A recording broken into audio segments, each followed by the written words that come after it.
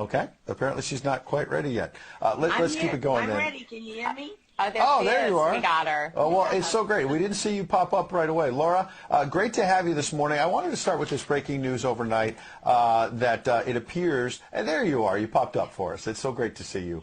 The Daily Mail has a very interesting story that's saying that Vladimir Putin essentially may be running out of bullets, that he might have a week and a half, 2 weeks max. He's losing warplanes, tanks, all the rest of it. He obviously went into this thinking he was going to bulldoze his way through Ukraine. He's obviously caused a lot of destruction. Don't want to minimize the fact there's over 2 million refugees. But this has not gone as well as Vladimir Putin expected.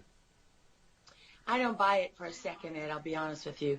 I really think that there's so much misinformation. We've never really seen anything like it. I mean, I've been covering wars now for 35 years, and I have never seen people with their nails done in the Ukrainian flag, right?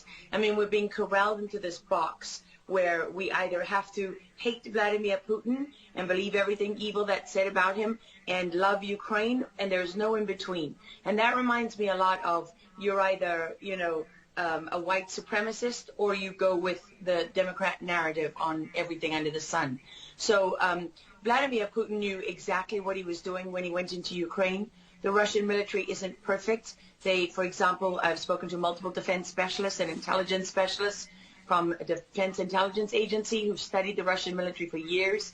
They do have a difficulty mounting complex air operations because they do very little training hours in comparison to, for example, the United States air assets, right, our fighter jet pilots. But Russia is not struggling.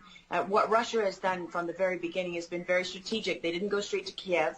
They went to all those bioweapons laboratories that are scattered all over the country. Some of them they built, so they know where they are. They've known where they are since the Soviet Union, because under the Defense Threat Reduction Program, we went in after the fall of the Soviet Union and supposedly turned those facilities from bioweapons labs into public health labs. Although, these days it's hard to believe anything that our leaders tell us because they've lied about COVID, they lied about Russia collusion, they lied about the Ukraine impeachment trial, and there's so much more going on in Ukraine that nobody is talking about. You see such dishonesty when it comes to the history of Ukraine. You see dishonesty when it comes to the Azov Battalion, which is funded by the U.S. and NATO. I mean, you can find pictures of them online holding up the NATO flag and the swastika at the same time. Their own emblem contains the black sun of the occult, which was a Nazi SS emblem. And it also contains the sideways, lightning insignia of the SS. I mean, this is on throughout the Ukrainian military. You can see that black sun of the occult on their body armor, even on the female soldiers who are paraded in front of the world as being, such an example of Ukraine's independence and spirit and nobility. Even they are wearing the black sun of the occult. And, the White House wants you to believe, well, this doesn't matter. It's just a small number of troops. It's not true. The Azov Battalion has been murdering its way through eastern Ukraine. Yeah. We don't want to admit this. This was why Crimea voted for independence. This is why Crimea wanted to be with Russia.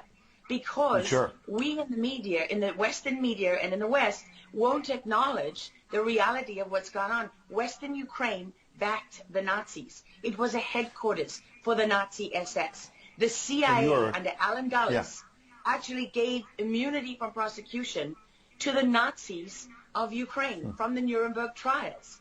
So there's a long history of the United States and our intelligence agencies funding and arming Nazis in Ukraine. These are not like new neo-Nazi groups that sprung up. These are the actual Nazis from the Second World War, who, if you go back to the Nuremberg trials, said that they were planning for a 1,000-year Reich.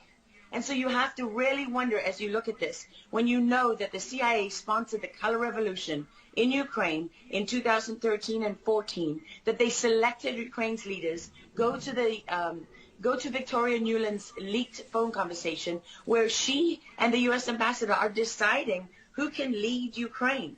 I mean, there's as much interference here as you could possibly imagine before you even get to Hunter Biden, Nancy Pelosi, John Kerry, and Mitt Romney, and all of their children who are employed, who earn millions from Ukrainian gas companies. Yeah, you are pointing, pardon me, to a real credibility crisis for our leaders. I want to let Karen Turk jump in. Yeah, I wanted to bring up the fact that President Zelensky is Jewish, and I don't know exactly how this factors in, but there's some very interesting points in what you're saying. And looking at this, you could think it's political theatrics. You made a very good point at the beginning that you think that Putin is in control. And I actually want to play something that Jen Psaki said, because it seems that the White House is actually echoing that sentiment. Watch this.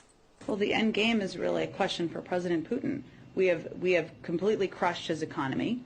We have provided military assistance, humanitarian assistance to the Ukrainians, enabling them to fight back for far longer than the Russian leadership anticipated. And again, he has to determine what the path forward looks like for him. Thanks, everyone. He's determining what this looks like, and I think that's a lot of what you said, Laura. I'd love to get your thoughts on that, what you just watched. What troubles me about the moment that we're in is that we have such a selective and a narrow reading of history.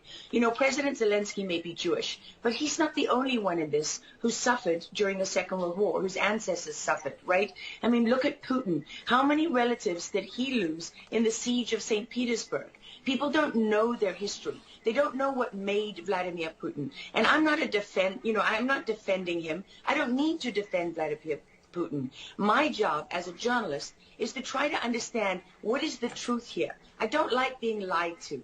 And we're being lied to on an epic scale. When we're told your only choice is you have to be 100% with Zelensky, who's a puppet, who you can find on the internet in black stilettos and leather pants, with shirtless, doing a spoof Dancing with the Stars kind of entertainment video. That's a mock of a Ukrainian group that does this kind of satanic occult type of music video.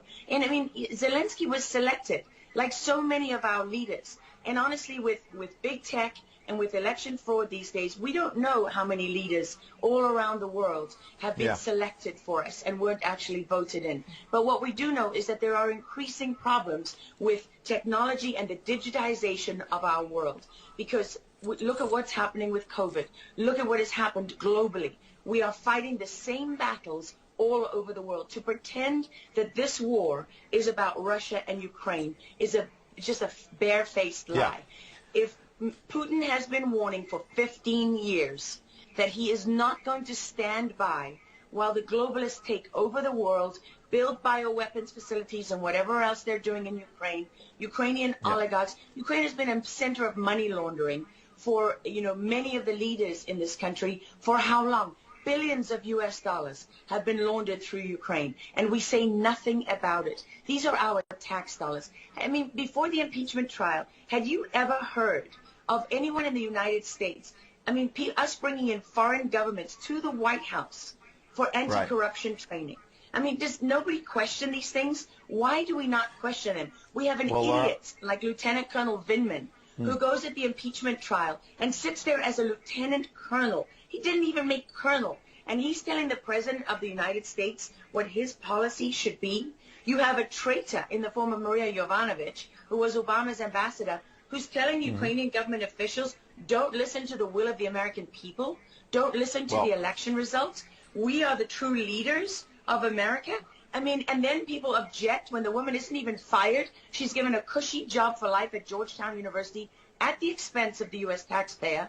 And we're told that the President of the United States cannot say to his foreign counterparts, that we want you to look into something. But Joe Biden, he can withhold as much aid as he wants to. I mean, there's so much hypocrisy and dishonesty here, and Ukraine is at the center of it all. Go back to Russia collusion. Go to Alexandra Chalupa. Go to Eric Karamella, the whistleblower who went to work for Adam Schiff, who wasn't really a whistleblower, and all those corrupt people in the deep state. And you know what?